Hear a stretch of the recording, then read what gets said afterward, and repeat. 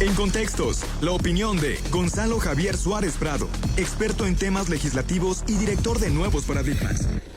Gonzalo, como siempre, un gusto conversar contigo y, por supuesto, cuando se requiere, pero sobre todo cada mañana de jueves, que es tu sección fija. ¿Cómo estás? Buenos días. Marcela, Manuel, buenos días a ustedes, a nuestros amigos en la radio aquí en La Laguna, quienes nos siguen a través de redes sociales, de la aplicación de Noticieros Grem, quienes nos escuchan diferido en la página de Facebook. Gracias por acompañarnos. Hoy vaya nuestra felicitación cumpleañera para, imagínense, la directora de mi primaria, la maestra Patti, Wow. con quien andamos trabajando por ahí un proyecto teatral. Muchas felicidades, Patti, y espero verte muy pronto para darte tu abrazo. Y pues vaya, obviamente, la felicitación para la selección nacional, que vaya que gusto nos ha dado. Y por último, hoy también por ser la efeméride del día para mi casi yerno Edward Betancourt, el novio de mi hija Sofía, un prominente ufólogo y que tiene su canal Alien Truth, la verdad, alienígena, y que pues es una de las personas que más conoce de este tema de una manera muy seria. Está preparando, y no lo he convencido, a ver si él siempre nos escucha todos los jueves, que ya me deje ver la segunda parte de Crónicas de la Divinidad, su último libro, que se quedó ahí en suspenso, muy interesante. Me dice que ya está por sacarlo, pero no me va a dejar verlo hasta que lo publique. Háganle manita de puerto y Edward, ya déjanos ver en qué termina la historia de Ato. En primicia, oye, ¿cómo se llama el canal? Alien Truth, la verdad alienígena, está en YouTube. Okay. Y pues tiene casi 700 millones de visitas en su historia. Y tiene muy buenos documentales sobre el tema. Alguien me dice, oye, ¿cómo puedes llevarte con alguien así? Pues es muy sencillo. El día que lleguen los extraterrestres, él va a ser mi palanca para conocerlos, ¿no?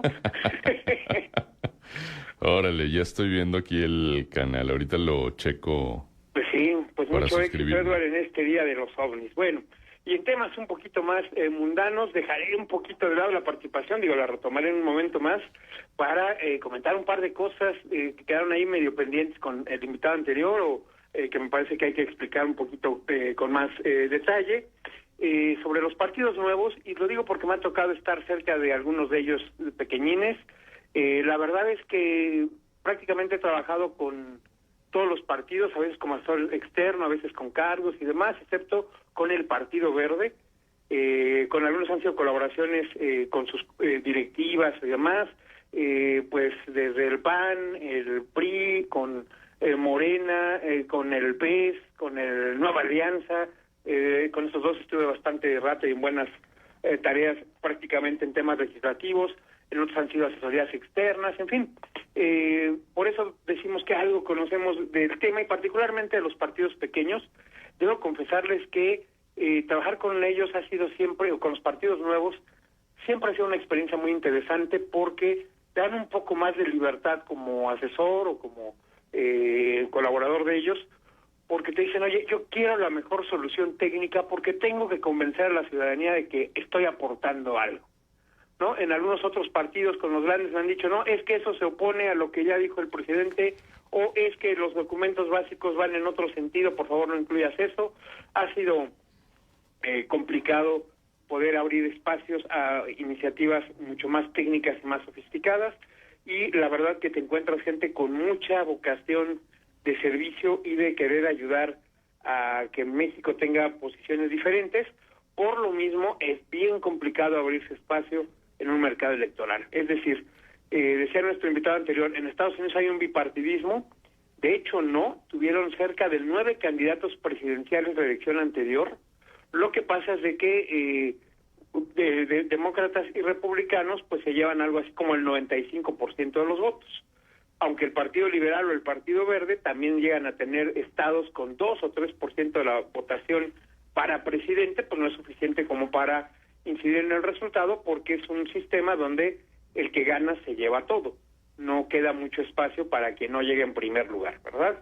Cosa contraria a lo que sucede en regímenes parlamentarios como Inglaterra o Alemania, donde necesitas, construyes una mayoría a partir de los legisladores, y entonces de ahí formas gobierno, ¿no? Llama la atención, por ejemplo, que el Partido Verde alemán ha estado presente en los gobiernos de ese país por los últimos 50 años. Es decir, invariablemente si alguien quiere gobernar, tiene que sumar al Verde, porque no es que sea la fuerza más grande, pero sí suma los votos necesarios para construir una mayoría, y por lo mismo hace que sus propuestas pesen y pesen mucho, ¿no? Aquí, en contraste, nuestro Partido Verde era en término pasado, uno de los partidos más exitosos dentro de la corriente verde mundial, es decir, tenía la bancada más grande tanto en número de diputados como en cantidad de votos, pero lo terminaron corriendo cuando hizo aquella propuesta de pena de muerte para secuestradores, porque iba en contra de uno de los principios de la Verde Internacional, ¿no? Es que cómo es posible que hagan eso es contrario a los principios verdes. Y dicen, sí, pero es lo que quiere la sociedad mexicana y nosotros estamos para representar a la sociedad mexicana. Bueno, pues terminaron expulsándolos de la Asociación de Partidos Verdes del Mundo, a pesar de que era el Partido Verde con mayor número de curules a nivel global, ¿no? Entonces, bueno, esos temas de congruencia luego pesan un poquito, ¿no? O, aunque usted no lo crea, como decía aquel célebre Ripley de las columnas de datos curiosos, el Partido Revolucionario Institucional, el PRI, y entonces el Partido de la Revolución Democrática, el PRD, estaban ambos afiliados a la Internacional Socialista, la agrupación de partidos de izquierda del mundo, ¿no? Curiosamente, pues aunque compartían esa afinidad, pues también eran muy diferentes en lo que pretendían, y por el otro lado, el Partido Acción Nacional era parte de la Asociación de Partidos Demócrata Cristianos del Mundo. Sin embargo, también le reclamaban pues que no enfatizaban mucho en su rol religioso o en su cristianismo práctico, ¿no?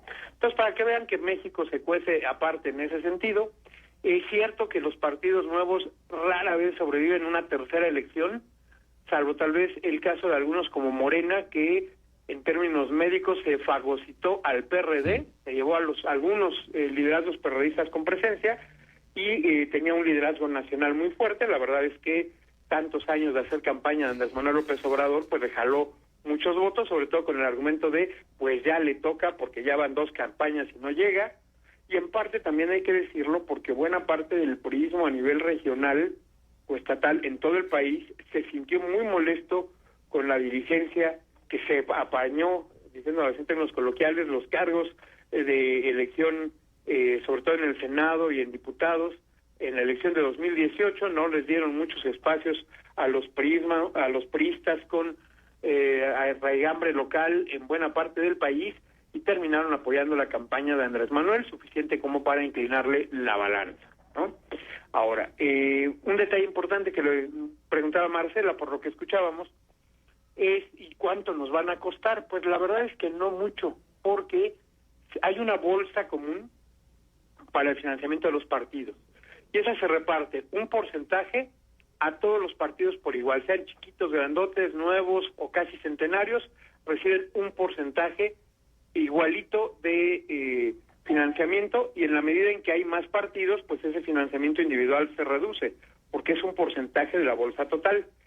Y el resto se reparte conforme a la votación de la última elección. Evidentemente este fue un sistema diseñado en su momento por el PRI, pues para mantenerse en primer lugar porque iba arriba, pero en la medida que en el 97 pierde la mayoría en las cámaras y luego pierde la elección presidencial, pues se ha ido bajando su financiamiento. Hoy por día es Morena el partido que más dinero recibe de esta bolsa que se reparte con base a los votos acumulados.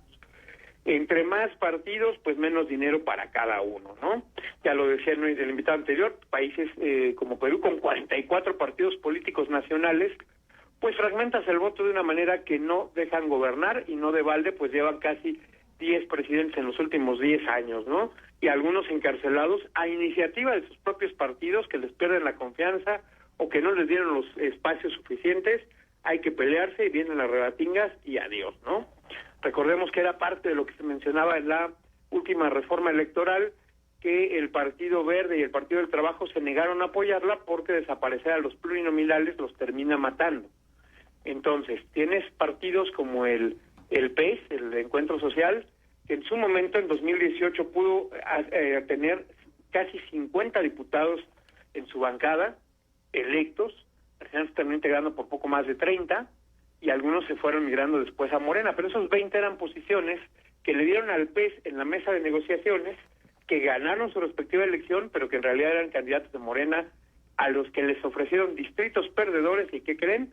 Pues terminaron ganándolos por el arrastre de Andrés Manuel López Obrador y constituyeron esta enorme bancada. Pero no pudieron mantener su registro 2 elecciones después, cuando ya iban como candidatos solos, ¿no? Algo parecido pasó con Nueva Alianza por ahí del 2006, con una campaña muy ingeniosa que decía, dale uno de tus 3 votos a Nueva Alianza, pues, el que menos nos importa, ciudadanos, el de diputados, voten por nosotros, no voten por el candidato a presidente, voten por los diputados, y tuvieron el partido novato más exitoso en la historia del país, hasta la llegada de Morena, que le rompe el récord, porque sí lograron tener una bancada muy importante, imagínense del tamaño de la del PRI en el Congreso de la Ciudad de México, por ejemplo, y con una presencia no menor en diputados.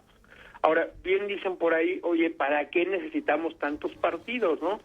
Son demasiados, pero pues tomando el símil del mercado, pues hay muchas marcas de catsup y aún así la principal tiene como 3 o 5 variedades diferentes, que si especiada, que si dulce, que no, porque pues el mercado así lo pide, y por supuesto las hay que apenas sobreviven con unas poquitas variedades de tomate orgánico que no se ve colorado sino más tibio. Bueno, pues así pasa en la política, ¿no?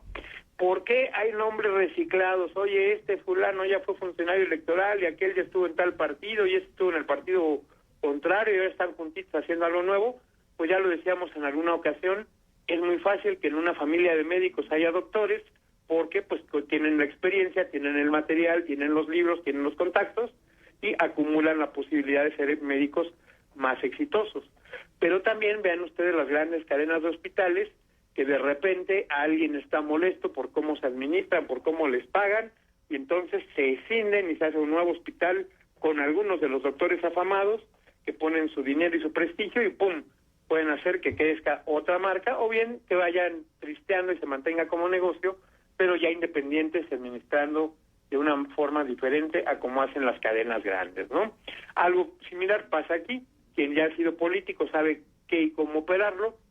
Algunos, pues como bien decían, el PES arranca con una filia, una cercanía con las iglesias evangélicas, que tienen 2 principios que ayudan mucho, buscar el bien común, y 2, una participación social, un llamamiento a que los miembros de las iglesias se involucren en temas sociales, y eso te permite tener una base amplia de militancia en todo el país, a veces suficiente para obtener el registro, a veces no. Del otro lado, algunos como Nueva Alianza, que surgieron de la mano del sindicato de maestros y que por lo mismo tenían una estructura de alcance nacional que pudo tener esta posibilidad de garantizar al menos 2 elecciones al partido, y pues yo tengo la impresión de que hay un cambio de dirigencia que dejó de buscar el bien del partido y buscó la candidatura presidencial para una persona, terminó matando ese esfuerzo. En fin, pues lástima de que este recuento tiene que acotarse por tiempo, porque traemos mucho más que decir, hay mucho que aclarar sobre el tema, y de lo que habíamos anunciado para la mesa de hoy, algo del nepotismo en las cámaras, y sale a colación porque nuestra estimada colega Leti Robles de la Rosa, especialista en la fuente para el diario Excelsior, había publicado que Gerardo Fernández Noroña tenía a su hijo Emiliano González en la nómina con un sueldo de 80,000 pesos.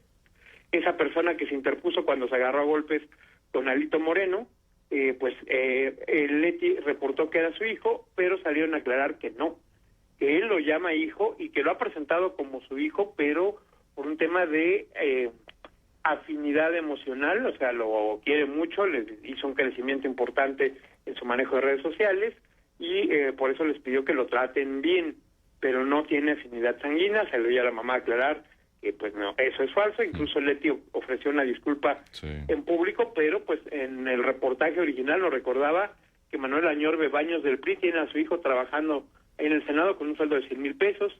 Julieta Macías Rábago, de Movimiento Ciudadano, tiene a su hermana María Catalina Macías trabajando también en la Cámara con 65,000 pesos.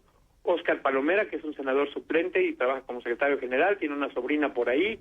Fernando Castro Trenti, diputado de Morena, tiene a su hermana en la nómina. Edith López Hernández de Morena tiene a su hija también colaborando por ahí. Carolina Villano del PRI tiene a su hijo en la nómina, Juan Carlos Lorea de la Rosa de Morena, tiene a un hermano también colaborando, Enrique Isunza, el célebre desaparecido, tiene una hija cobrando, aunque muy poquito, ya 24,000 pesos, pero está en nómina. Keiko Polensky del PT tiene a su hermana también en la nómina con una muy pequeña ayuda, pero además está su hija, su nieta y su sobrina, o sea, la que más se sirvió con la cuchara grande, e incluso esa no aplica porque no es senadora, pero trabajó hasta hace poco, fue legisladora, antes de ser secretaria de Energía. Rocío Nale, hoy gobernadora de Veracruz, pues tiene un sobrino trabajando, ¿no? Como se dan cuenta, hay en todos los partidos pues de montos desde muy abusivos hasta muy moderados. Uh-huh. Pero pues no se vale que sean familiares directos trabajando en la misma dependencia, ¿no? Sí, exactamente. Y aparte habría que ver qué tipo de funciones y qué tanto aporte real hacen según el puesto en el que los ponen. Es correcto. Y bueno, pues así las cosas, Manuel, Marcela, están complicados ahí. Hay otros 37 legisladores que tienen familiares en el sector público, que, insisto, se vale, porque si eres una familia que se dedica a eso, pues tienes conocimiento y tienes experiencia y tienes relaciones como para hacerlo funcionar muy bien, pero bueno, también, como dice el bonito refrán, hay que ser marrano, pero no tan trompudo, ¿no? Que no abusen. Exacto, muy bien. Gonzalo, pues déjanos el punto de contacto, por favor. Marcela Manuel, estamos disponibles en gonzalosuárez.com y en la red X como @GJSwap. Perfecto, pues ahí estamos. Un abrazo, Gonzalo, como siempre. Gracias, Manuel, Marcela, nos hablamos el jueves. Saludos. Hecho. El maestro Gonzalo Javier Suárez Prado, experto en temas legislativos, director general de Nuevos Paradigmas desde la Ciudad de México, como cada mañana de jueves aquí en Contextos. Vamos a la pausa, 8:25, 24 grados temperatura. Regresamos enseguida. Escuchas Contextos. Regresamos con más.